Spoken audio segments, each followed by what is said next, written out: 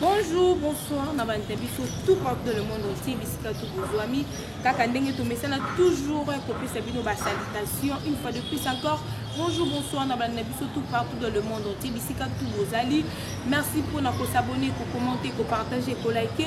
Pour avoir vraiment ébélé, na ba chaîne Nabiso, oyo bino bolinga mingi place oyo boyebi que moi na mboka. Malé blonda lukizo la aka toujours copié Sabino ba information sûr et précis. Et puis Nathan réel à la bino mayo et politique il y a République démocratique du Congo. Vous allez brancher côté na chaîne bino pour que vous ratez information na bisoté. Merci beaucoup pour la fidélité, merci beaucoup pour la confiance.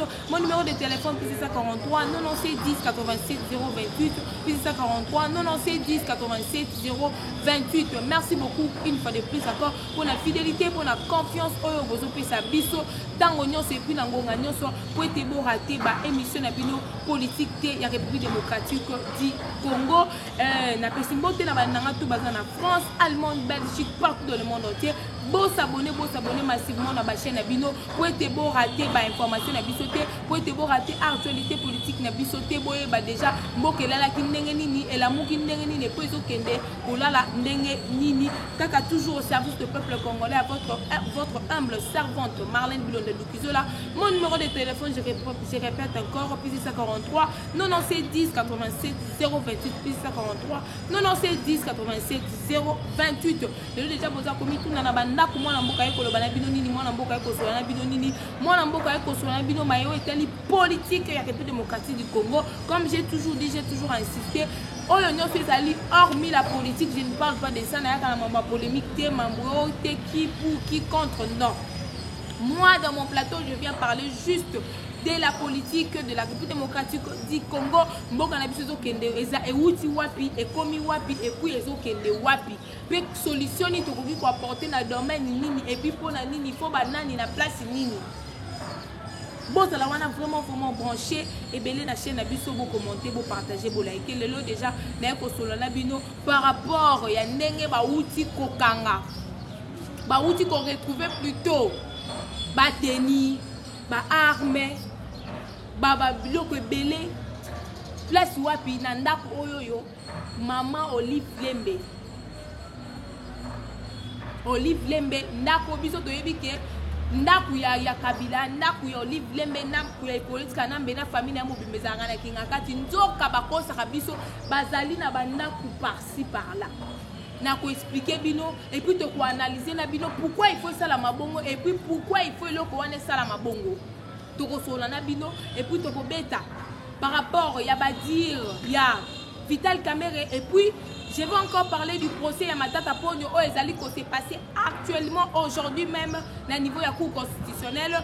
Procès ya Messi Matata Ponyo Batumsu Bata déjà commis tout dans la banda comme Mozolo Bela Makamba procès wanate Ozolo Bela Ngote na Ekosola na bino te Ekosola na bino pour te comprendre pour yeba qui fait quoi qui est pourquoi te Ekosola na bino maiwana. Et puis, tu peux taper ma solé Italie est sur la République démocratique du Congo, chef Kabila Militio Azali Wapi. Merci beaucoup pour la fidélité, merci beaucoup pour la confiance. TV Zalingonga, Kaka sans plus tarder, tu peux dire comment le manque na carte actualité politique. Quand on a le bas qui premier point na biso, il faut te comprendre, il faut que notre yeba que non, maman Olive Lembe bazala na naku mususu na 18e rue à Limete. Le peuple congolais, nous devons d'abord dire merci à Dieu. Pourquoi? Parce que nous avons fait grâce. Il y a un président Félix Antoine Tshisekedi Tshilombo, un grand visionnaire. Moi, je suis que non, vous les voyez, c'est comme ça, ils ont dribblé bino. Et pourtant, il est en train de voir très loin. Ils peuvent multiplier ma formule. Et comment est-ce que Bangouna na biso bakwea? Comment est-ce que Bangouna na biso bazala bani? Comment est-ce que ba problème de la République démocratique du Congo est résolu à l'immédiat et puis au plus vite que possible? Donc nous les communicateurs, parce que moi je suis pas, il y a des gens, il y a des internautes sur ma commune maman aux services casquette il y a IDPS. Je ne suis pas une communicatrice. Il y a IDPS. Non. Je suis la communicatrice du peuple congolais. et puis du chef de l'État. Et puis de tout celui qui va vouloir travailler en collaboration avec nous. Donc, je ne suis ni de l'UDPS, ni du PPRD, ni des AFC, ceux qui disent plutôt des MLC. Je n'ai pas un parti politique. On est là dans notre pays de comprendre que non. Kabila voulait tripler le chef de l'État en croyant que non, Yazali espère. Non. Kabila Tangu a continué à Goma. Tant à Kena nous na Goma te. Kabila il avait d'abord fui. Kabila Kimaki. Dela Bimela qui, pour votre information, à Bimela Ndela il y a Congo central. Il y a le groupe, une groupe de religions dont je ne cite pas le nom dans le média parce que notre aussi ça peut être comme il faut bango faciliter tâche pour que Abima à l'extérieur de notre pays. Pour lui c'était une façon à cause de la musique pour être opérer bien. Mais à comprendre que cause de la musique ça sera difficile faut azonga pour que a opérer très bien. Abimi ça fait des rumeurs, ça fait ceci cela patati patata. Bande qu'on a biso ya PPRD. Vous n'êtes pas nos ennemis. Vous avez des ennemis à bisoter. Bande qu'on a biso opposition. Vous avez des ennemis à bisoter. Mais il faut que vous ayez la conscience et opposition. Il faut que vous ayez un avantage à biso. Tu as un avantage à Moka. Parce que c'est deux choses différentes. Avantage, il y a Yomoko personnel. Et puis avantage, il y a Batou et Belé. Tout le coup, il y a Batou. Et c'est deux choses différentes. C'est comme si l'opposition, par exemple, l'opposition, elle est personnelle. Parce que Kabila Kopé Sabango Mabangu, c'est parce que Kabila Kopé Sabango Mituka, c'est parce que Kabila Kosala Boneba Osalango. Mais sans oublier que ça, il s'agit de notre pays. Kabila n'a jamais été un Congolais, il a toujours été un étranger. Son nom a toujours été Hippolyte Kanambe, moi, maman Marceline. C'est un Rwandais 100% sûr. Ce n'est pas ça. Mais je voulais juste interpeller à nos frères. Il y a opposition, bah ça l'opposition en haut bien. Comme ils sont mauvais, tous en opposition. Mais tous en opposition, il y a bien. Il y a ma mafiété. Il y a ma tuyanzalate. Quand il est sorti, il voulait superviser notre pays, mais à la musique. À mon dit que non, malgré qu'il est loin, ils ont coopéré, ils ont simbaté. Kabila Zana va m'apprendre quand on a 18e rité. Ma pang mususu dans la vie, mususu dans la bama tongé.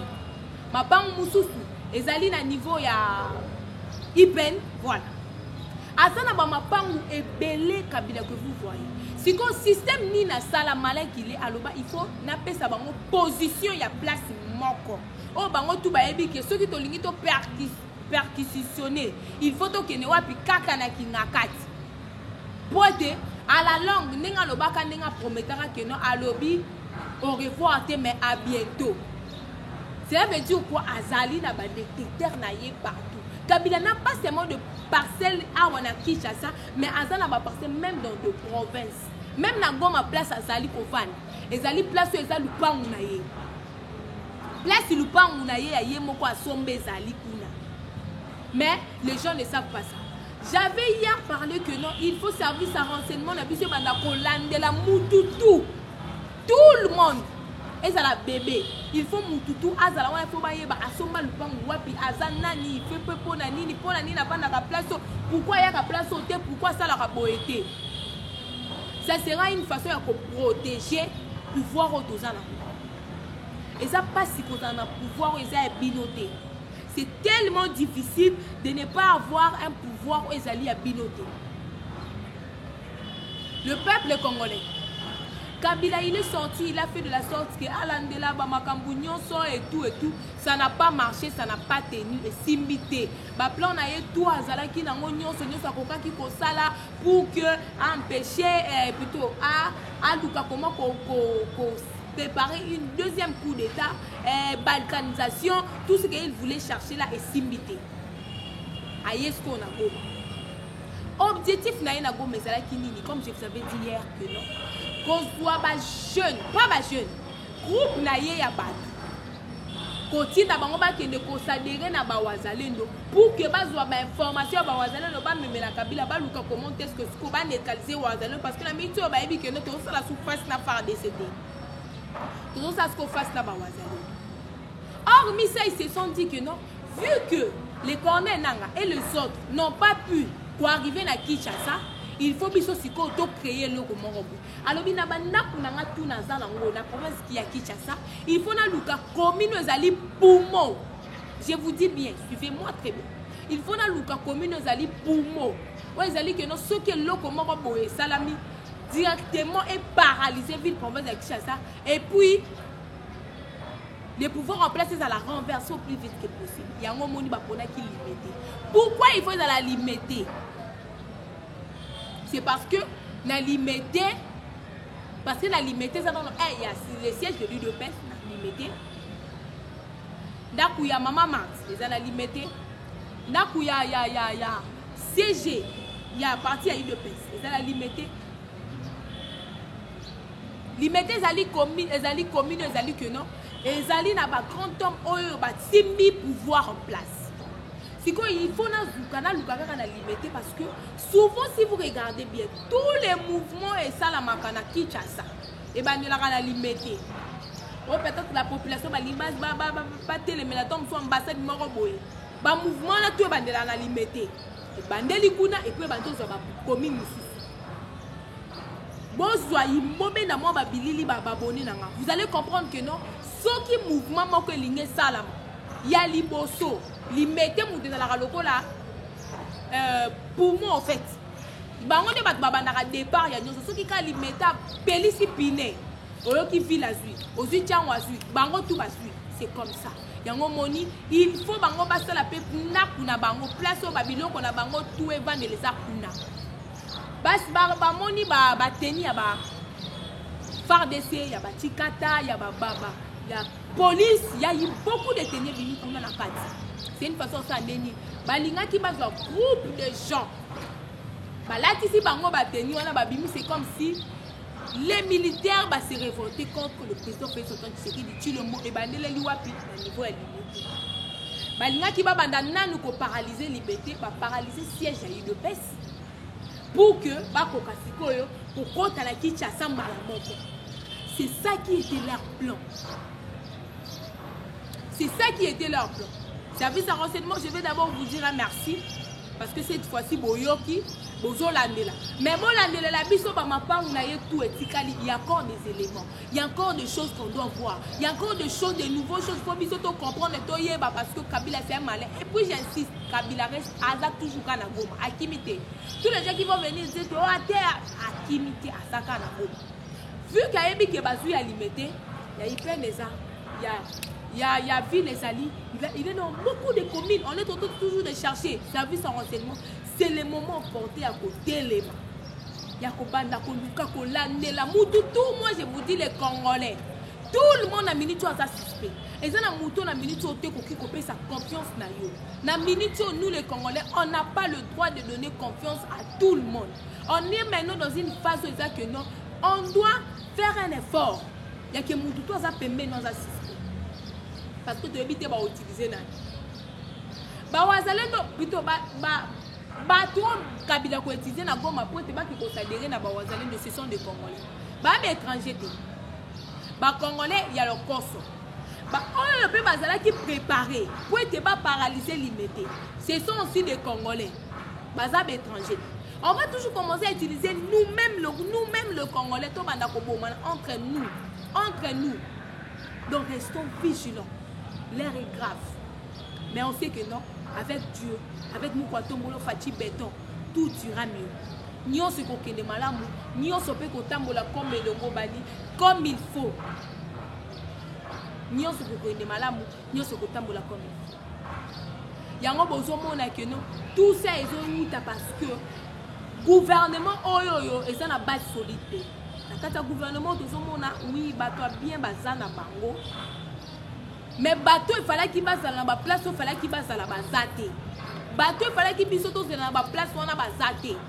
À l'exemple de l'honorable Tingui Koulou. C'est une bonne personne. C'est une personne qui s'est battue corps et âme. C'est un homme honnête. Quand je parle de l'honnêteté, et ça allait dans tout le plan, dans tout le domaine. Dans quel sens? Moutou a salué que non. Abimi honorable. Avant même Azalan honorable, atonga école oyo esunga bana funa asungaka bato apesaka bacongolais misala sans pourtant avoir quelque chose en retour ya lingi na ye système ajalelo te ke oki oleleli azwi mbongo apeso ye soko ye akopeso nde mosala. C'est ce que nous voulons les gens comme de l'honorable Tingui Pouloulou. Il est là bazui ba créer les problèmes pour que baluka toujours commettre yeba parce que tout ça na défi moko poto yeba que non tous les gens oyo bazali intérêt à congolais ya mboka na biso Congo il y a des dongolo miso baluka ba bukisa ba ba comprenez que l'honorable Tingui Pouloulou a zomi pe sa corps et pour les Congolais s'il vous plaît, pour les Congolais, pour sa nation, pour les chefs de l'État balobi photo ça nini to boto la siège to créer ba problème to kosa boye to baluka boye pour que fin de compte total a sikoyo wana so bazoloba ndenge to sale lokoyo il va changer de cas à comme opposant il est resté toujours des pères et des mères et le bataille moko to akana siloga moko des pères et des mères à la kisabiso que lui il est des pères et des mères il va jamais trahir sa patrie, la patrie ou la mort. À l'accès biso que ya ko trahir té. Il est resté toujours honorable pendant le toza tient la deuxième mandat. La première mandat dans honorable ba PC poste té à silikaté à s'opposaté à comment mutuma bété, il est resté là. À Kéti n'a plus loin à battre les sous campagne. Il y a deuxième mandat chef de l'État. Ba pesier li sous place mon côté. Ba botole li sous ba siège. Ba zo luka ba compliqué vie, il est resté là. Honnête. Monsieur le chef de l'État. Le chef de l'État, Félix Antoine Tshisekedi Tshilombo, avec tout le respect. Na li memia nyonso na ye liboso na ole tando ke pona koloba na yo papa ceux qui moyen ezali o récompenser l'honorable Tingui Pouloulou.